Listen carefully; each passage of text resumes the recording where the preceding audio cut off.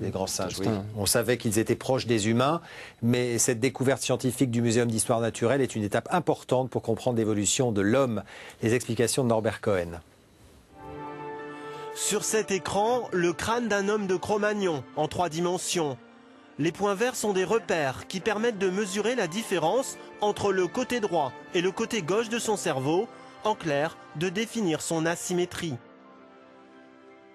À notre surprise, on a observé un schéma qui est très similaire entre l'homme et les grands singes actuels.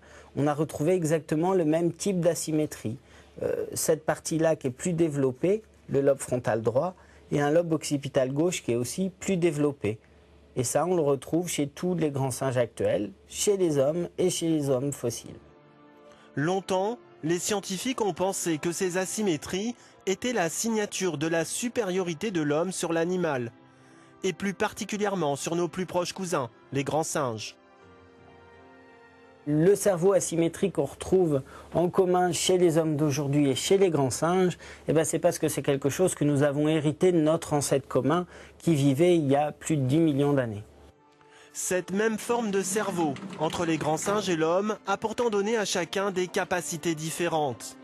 Les hommes ont eux développé un langage articulé.